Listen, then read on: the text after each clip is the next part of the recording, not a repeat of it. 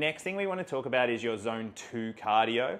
So this will make up the foundation of your training, and it should be like roughly 80% of what your training week is made up of. And so when I talk about zone 2 training, I'm talking about the simplest form is huffing and puffing too much through your mouth. If you want to be a bit more technical, you can actually go through, I think it's the Maffetone method.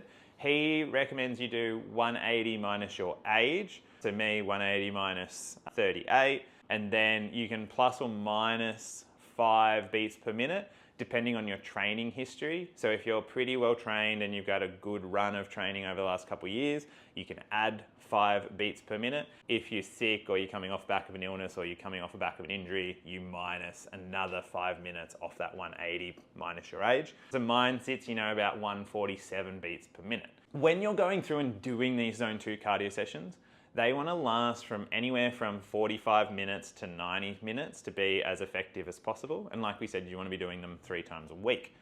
And I guess the reason why you want to be doing so much zone 2 is if you think of your fitness kind of like a pyramid, your zone 2 is your base. So if you have a really good aerobic base, you will be able to then build a nice solid skyscraper on top. And if you do not have a good base, then it will be crumbly and it will fall over. VO2 max is also what I would consider one of the greatest predictors of life expectancy. So there are really good studies showing that, if you don't have a certain VO2 max of like above 19, then it's really hard to walk up a hill and stuff like that. And so your zone 2 is going to go a long way to building out the base of your VO2 max, so your lung capacity and how much your lungs can expand and how efficiently your lungs can transport that oxygen around your body. Hence why zone 2 is so important, and we recommend doing at least 45 minutes to 90 minutes 3 times a week for that. Then, once you build out your aerobic capacity at the bottom, you want to go through and you want to start to test the system or stress the heart and the muscles a little bit more. And that's where we start to go into our interval sessions. So interval sessions are typically characterized by periods of work followed by periods of rest, and then you will do them at a higher intensity than your zone 2, and your rest or recovery is generally a little bit lower than that. So the first interval session we want you to do a week is aerobic intervals, and so they will be anywhere from a 3-minute to an 8-minute effort, followed by a 3 to 8 minute rest period. And ideally when we're looking at this like 3 to 8 minute interval, you want to have a 1-to-1 work to rest ratio. So basically if you're working for 3 minutes, you want to rest for 3 minutes. If you're working for 8 minutes, you want to rest for 8 minutes. And when we're doing that, we want to get through like 5 or 6 rounds of that. So we're accumulating a little bit of time. Lactate threshold, so that is generally going to be like the upper limits of sort of like where you feel comfortable towards, like the end, like the last third or last couple of minutes of the training, or like last minute if you're doing 3, last couple of minutes if you're doing 8. That's when you're starting to feel like that lactate burn or like that like muscles tensing up and tightening up.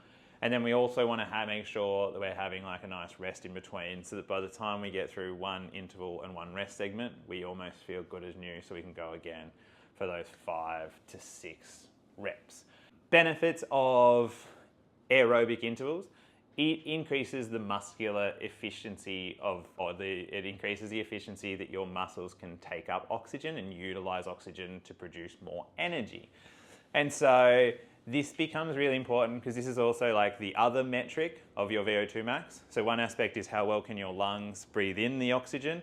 The other one is how well can your muscles use that oxygen to keep you moving forwards or moving basically.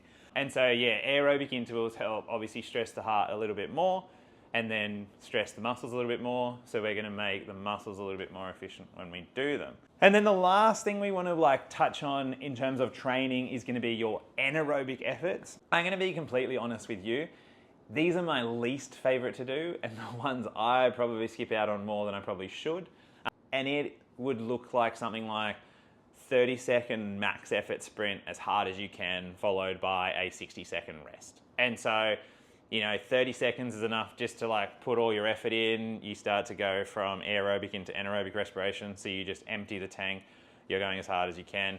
And then you want a 1 to 2 work to rest ratio. So 30 seconds of effort followed by 60 seconds of rest so that you get a good recovery in. And you're doing like 5 to 6 rounds. After then, you're pretty stuffed and you don't want to do much more than that anyway.